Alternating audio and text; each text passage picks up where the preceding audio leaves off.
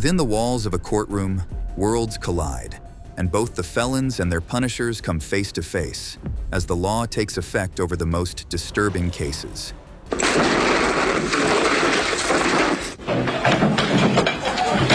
Judges, tasked with delivering the adequate verdict for the hardened criminals, often find themselves in precarious situations. As these unrepentant convicts launch brutal attacks in a fit of rage. Join us as we unveil disturbing footage of convicts attacking the judge in court. Melissa Hardwick. On July 14, 2011, Melissa Hardwick appeared in a Kentucky courtroom to stand trial for a domestic violence charge filed by her estranged husband. But what started as a simple open and shut case took a whole new dimension after Hardwick launched an attack on Judge Jennifer Edwards. Surveillance video of the entire incident shows Hardwick's husband explaining his reasons for filing the order. However, while he was speaking, Hardwick interrupted and refused to stop talking, despite receiving several warnings from the judge. This went on for several minutes as Judge Edwards tried to restore order in the courtroom, but Hardwick was determined to have her say, and so she refused to comply. As punishment for her disorderly conduct, the judge held her in contempt of court and slammed her with a 10-day sentence. It was at this moment that Hardwick decided to take matters into her own hands. Out of nowhere, she lunged across the bench to attack Judge Edwards before 3 security officers were able to take her down. It was a dramatic display no one saw coming, and unfortunately for Hardwick, this was only going to make things worse. While the judge herself was not hurt in the process, Hardwick suffered facial scratches as officers tried to bring her under control. According to court security officer Adam Dodson, who helped to restrain the rogue woman, cases like this occur on extremely rare occasions because it's never a good idea to attack the one person in charge of their fate. Unfazed by the threat to her life, Judge Edwards continued the proceeding, sentencing Hardwick to an extra 120 days in jail for contempt of court.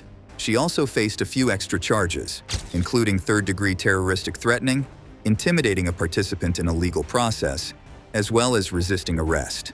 Bond was set at $25,000, and Judge Edwards ruled that the domestic violence order filed by the husband would remain. The case was then handed over to another judge as Hardwick's fate hung in the balance. Webb. Standing before the Fayette County judge during his double murder hearing, Webb looked formidable on the outside, his mind filled with raging thoughts of violence, the kind that brought him in contact with the law in the first place. Webb was on trial for killing his ex-girlfriend, Bria Runewich, and leaving her corpse in the Harrison County, Kentucky home, along with her 2 young daughters. He pleaded not guilty, but that didn't mean he wasn't responsible for the murder. Webb himself had previously admitted to brutally ending the life of Bria Runewich right within the walls of her own home during investigations, before he drove to Bourbon County, where he took his criminal actions to a whole new level. While trying to escape from law enforcement, he attempted to run over 2 deputies outside the Bourbon County Detention Center, but failed. This resulted in a high-speed chase, which eventually ended after his car caught fire, giving the officers ample time to make an arrest. Immediately, he was caught by the officers. Webb admitted to the murder, informing officers that he had wrapped his girlfriend's body in a blanket. However, this turned out to be the beginning of the massive drama. After the case made it to court, Judge Vanessa Dixon decided to excuse herself from the whole debacle because she knew the 2 deputies Webb had tried to run over. But while Judge Dixon was explaining her reasons for transferring the case to another judge, Webb, who was standing in front of her at the time, spat at her. It was an unnecessary and unwarranted display of violence that didn't have to happen. Few moments later, Webb was dragged away from the courtroom by deputies, with a fresh new charge of third-degree assault added to his case for the spitting incident. As his trial proceeded, the prosecution only summoned 4 witnesses, which was more than enough to convince the court that he was guilty of all the charges against him. Webb would later reveal to the new judge over the case, Kimberly Bunnell, that he did not wish to testify in his defense, and wasn't willing to produce any witnesses from his end as well. In a normal trial, the case would proceed to the penalty phase, but the 33-year-old decided it was best to waive his rights to that phase so he could plead guilty to another charge of felony assault in the first degree. With this guilty plea, his 5-year sentence for the assault was increased to 10 years, in addition to a 15-year sentence for trying to run the corrections officer over, and a 50-year sentence for the murder of Obra Ren. Added to these crimes, he also had other felony convictions for wanton endangerment and theft by unlawful taking in Menifee County. But since the law forbade him from spending more than 70 years in prison, this would go relatively unpunished. In another spitting case, a jury consisting of 8 women and 4 men found Webb guilty of spitting in the face of another corrections officer named Roy Compton while he was detained at the Fayette County Detention Center on February 2, 2011.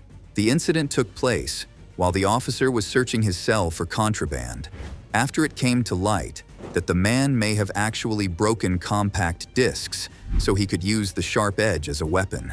Surprisingly, no such contraband was found. After the search, though, Webb turned and spat on Officer Compton's face, landing him in even more trouble. In addition to these wild jail shenanigans, Webb was also accused of murdering another former girlfriend, identified as Sabrina Marie Vaughn, who disappeared in 2003, only to be found dead in 2010. But while Webb managed to piss off the whole justice system with his depraved behavior, the next convict put up a display that no one can really explain. Joseph Zeeler. For 26 years, Joseph Zeeler, a child killer, managed to escape from the consequences of his actions, hiding away from the law until 2016, when he was eventually linked to the crime and arrested by authorities. It was in May 1990 when Zeeler sexually assaulted and murdered 11-year-old Robin Cornell and her 32-year-old babysitter Lisa Story inside a Cape Coral apartment in Florida. Jan Cornell, Robin's mother who had gone to stay at her boyfriend's home for the night, hired Story to take care of her daughter while she was gone. But sadly, she returned the next day to find her daughter and the sitter assaulted and suffocated to death. The front door was locked, but the back sliding door was left slightly open, and in an upstairs bathroom, she found her daughter's lifeless body lying face down. This was the beginning of a highly publicized case that threw the whole community into mourning, as the crime went unsolved for years. The case was also featured in America's Most Wanted in 2010, spreading the horrid story further in an attempt to locate the killer. But Zeeler continued to evade justice year after year, and at some point, it felt like he would never be caught. But justice could only be delayed, as in September 2016, police announced that a suspect had finally been connected to the infamous murder, after police were able to match his DNA to traces found at the crime scene. As the case went to trial, old wounds were opened, and the world watched on in anticipation of the day the sadistic killer would receive the well-deserved punishment for his horrible crimes. The defense team also noted that the attack on Cornell and Story was personal, alleging that Zeeler had a vendetta against Jan, the baby's mother. For premeditated murder, the death penalty seemed to be the only appropriate punishment, and after the jury declared him guilty in May 2023, everyone knew what was coming next. But being locked away behind bars, awaiting sentencing, didn't stop Zeeler from harassing Jan Cornell, whom he sent a letter to from prison. Over the course of his trial, he had also engaged in disgusting behavior, displaying an unrepentant attitude, hurling insults at Jan, flipping the bird at the camera, and behaving so erratically during testimony that the judge had to remove the jurors from the courtroom for their safety. At some point during the hearing, Zeeler even asked for the cameras in the room to be taken down before throwing abusive language around and continuing his erratic behavior. However, Zeeler's most memorable shenanigan was displayed just before his sentencing, when he tricked his attorney Kevin Shirley into a side conversation before elbowing him in the face. Seeing how the situation could quickly escalate, 3 bailiffs came to the attorney's rescue, tackling the man to the ground and escorting him out of the courtroom within seconds. Lee Circuit Judge Robert Branning then asked Shirley if he was okay, to which the attorney responded that he had taken harder hits before. Zeeler was kept out of the courtroom for several minutes, while Shirley was checked to ensure he was okay, before the convicted felon was then brought back to receive his sentence. Jan also watched in shock as the incident played out, and as the man was brought back into the courtroom, he could be seen growling at the judge and the people present in the court, exposing the world killer etched on his teeth. Despite his violent display, though, he continued to claim innocence of the crimes, stating that he had nothing to do with this. While his defense team tried to file a motion for a new trial, Judge Branning ruled against this and decided not to overturn his conviction. Several hours later, he was sentenced to death and is currently on death row awaiting his execution. Obra Ren. On January 3, 2024, 30-year-old Obra Ren appeared before a Nevada judge during an assault trial, but ended up making the situation worse after he attacked the judge unprovoked. His crimes take us back to April 18, 2023, when a 911 call was made from a residence located near Lake Mead Boulevard and MLK Boulevard, reporting that a man was seen swinging a baseball bat at his brother-in-law. As officers arrived on the scene, they made contact with the unidentified man and Ren, the alleged suspect. The man told investigators that he was initially calling 911 to report that his vehicle had been stolen, before Ren approached and began swinging a baseball bat at him, thinking he was calling the police on him. He also claimed that Ren had verbally threatened to harm him while swinging the bat before the police finally arrived. Ren was arrested and his case went to trial. But just before his sentencing, he decided to kick things up into high gear by leaping over the table and attacking Jude Mary Kay Holthus. The entire courtroom erupted in chaos as Ren punched the judge and pulled out parts of her hair. The scuffle also left a marshal with serious forehead injuries, requiring 25 stitches, as well as a dislocated shoulder. Several eyewitnesses who were inside the courtroom at the time of the incident also mentioned how Ren was yelling obscenities towards the judge as he struck her multiple times. Two officers also described how they heard Ren uttering, and that he had a bad day and tried to kill the judge today. Speaking after the assault, the judge described him as big, strong, and angry, while describing how he knocked her over her chair and struck her one time in the head with a hard, unidentified object. For the attack, Ren was forced to face additional charges, including battery by prisoner, probationer, or parolee, and battery on a protected person, among a host of other charges. Ren, whose rap sheet was as long as can be, with several prior arrests, would later be tried by another judge on the fresh new charges. As he was brought back into the courtroom, Ren could be seen wearing a spit mask, with more restraints than he had last time. For the first battery case, he was ordered to serve 19 months to 4 years in prison. In his defense, his legal team claimed he was suffering from severe mental health challenges, especially paranoid schizophrenia. This only did little to sway the justice system in his favor.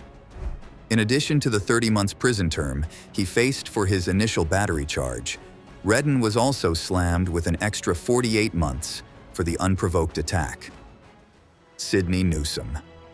When 27-year-old Sidney Newsom appeared in a Pike County Justice courtroom in 2021, his initial charge was a sole domestic violence case.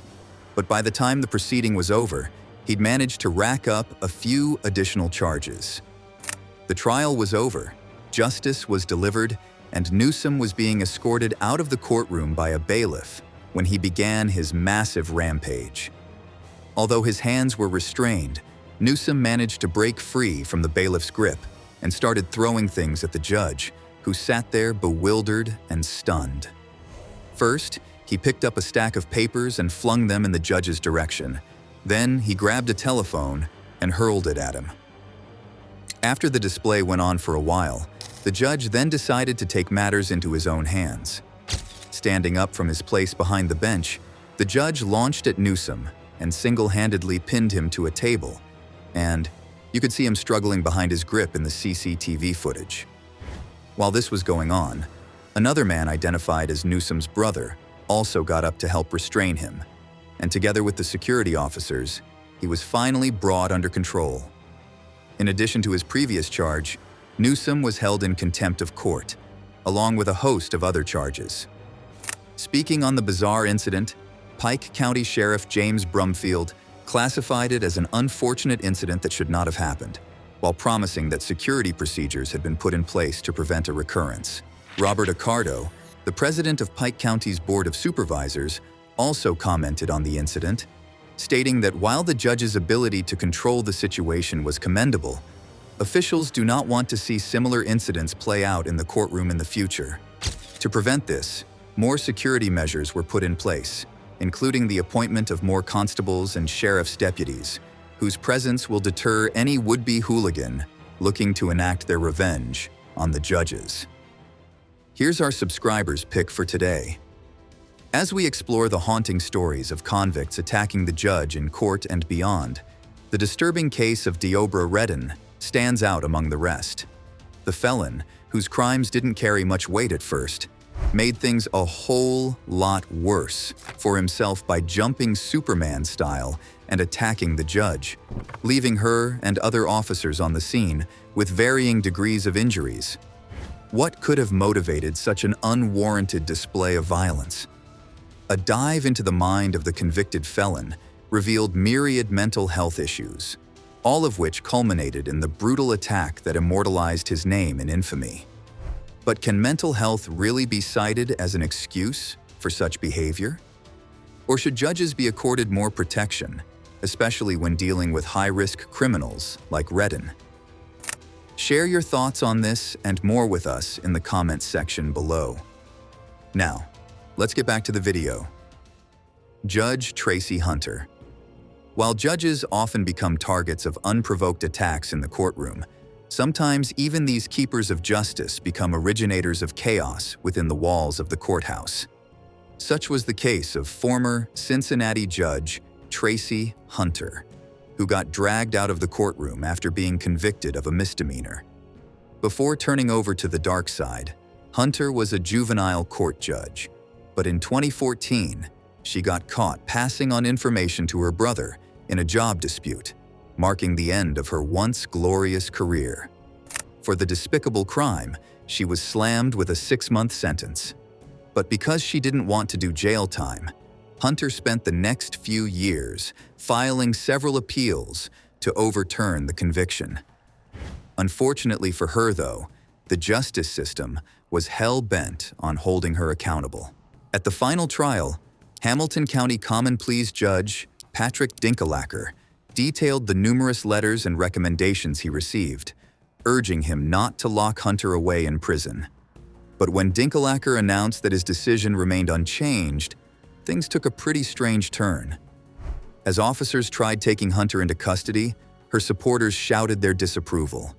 One of them, wearing a t-shirt with the words, "Justice for Justice, Tracy M. Hunter," attempted to reach the defense table, but was immediately caught and handcuffed by officers. Hunter herself instantly went limp, forcing a bailiff to drag the former judge, who was dressed in a black dress and white bolero, out of the courtroom. It was a disgraceful moment, as the once revered judge was forced out of the courthouse to serve her time in jail. The case began back in 2013, when Stephen Hunter, Tracy's brother, assaulted a young offender while working as a youth corrections officer. As punishment, Stephen's boss recommended the termination of his employment, but Stephen quickly sought the aid of his sister, demanding and receiving documents about the teen. Tracy, who became the first African American elected to the Hamilton County Juvenile Court back in 2010, maintained that her prosecution for the crime was politically motivated. "I violated no laws. I did not secure a public contract. I did not secure employment for my brother who worked for the court for about 7 years before I was elected judge. They need to drop these unrighteous, and I believe, unlawful charges against me," Hunter said in an interview prior to her conviction. But this was all to no avail, and she ended up paying dearly for the charges, leaving a permanent dent on her reputation.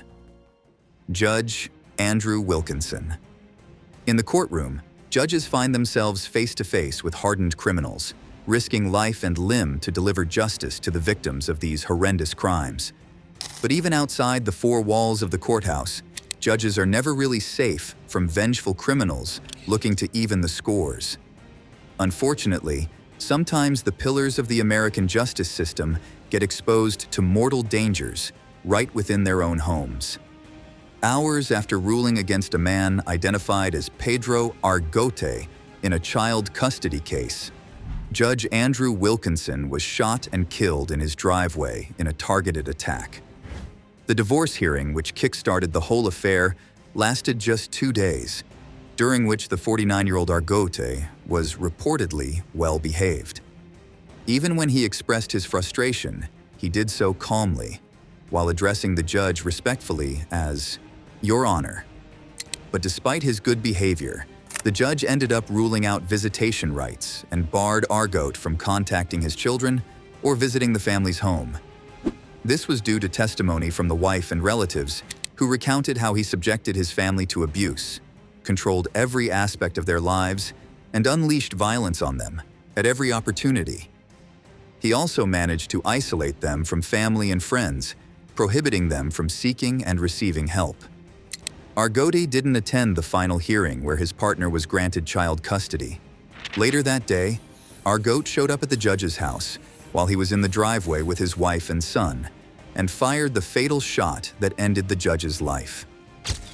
When emergency services found him around 8 p.m. in the northern Maryland city of Hagerstown, it was already too late. Even though he was immediately taken to the medical facility for treatment, he took his last breath in the intensive care unit. Wilkinson's death kick-started the movement to heighten the security for judges throughout the county, as troopers were deployed to protect all the judges residing in Washington County. This also marked the beginning of a highly publicized manhunt, with the U.S. Marshal Service offering a reward of up to $10,000 for information leading to Argote's arrest. Prior to his death, Judge Wilkinson served as an associate judge for the Washington County Court, and colleagues who worked with him as both a lawyer and a judge described him as a man with a spotless reputation. His killer would eventually be found dead weeks later in a heavily wooded area not far from where the shooting took place. Investigators first discovered his SUV around Williamsport, but after searching the area far and wide, they couldn't locate him. Few days later, officials returned to the spot to conduct additional evidentiary searches, where they later identified the body. His cause of death remains a mystery, although there's a high chance that he took his own life. Judge Esther Salis. Working as a federal judge, Esther Salis had the privilege to preside over thousands of cases, some high-profile and others not so much. But in 2020, a lawsuit over the military draft placed a huge target on her back, leading to the unfortunate death of her son. Although this didn't take place in the courtroom, just like Wilkinson's case, it became a nationwide sensation as millions of Americans watched in horror as shocking details unfolded. It all began when a female teenager filed a lawsuit against the Selective Service System, which prohibited her from registering for a male-only draft. In 2019, Salis made a pivotal move on the case, siding with parts of the plaintiff's argument and allowing the lawsuit to move forward. The attorney representing the plaintiff at the time was Roy Den Hollander, a self-proclaimed anti-feminist lawyer who harbored animosity against the judge. On July 19, 2020, Hollander posed as a FedEx employee and approached Salis's home. After Daniel Anderl, Salis's 20-year-old son, opened the door, Hollander fired several shots, hitting him and his father, Mark Anderl, before escaping in a car. Shortly after, Daniel Anderl died from his injuries, while Mark was critically injured and rushed to the hospital. Salis, who was the main target, remained unharmed. Days later, Hollander's remains was found by the police, who suspected that he had taken his own life. According to colleagues and eyewitnesses, the civil rights suit was the only time Hollander and Salis had met in court. More investigations revealed that the attorney had long harbored ill feelings towards the judge, much of which was captured in an autobiography published on his personal website. In it, the late lawyer accused Salis of delaying the case over the years because she was apparently scared of making a decision one way or the other. He also expressed his disdain for her ethnicity, saying that she was driven by an inferiority complex because she became the first Latina woman to serve on the federal bench in New Jersey after former President Barack Obama nominated her for the position. Hollander also criticized Salis's accomplished resume, accusing her of getting through college and law school with affirmative action, while dismissing her private practice and work as a public defender. It appears that Hollander had taken his criticism to a whole new level after he stepped out of the case. Apparently, he had been diagnosed with melanoma, a terminal illness, in 2018, and as his last act on Earth, he chose to commit murder. The murder triggered a huge movement in the justice system, leading to the enactment of a federal legislation named after Salis's son, which offered more protection for federal judges to prevent such a terrible occurrence from happening in the future. As for Salis's husband, who was also critically injured, he survived and lived to tell the story of the horrific experience. Thank you for watching. See you in the next one.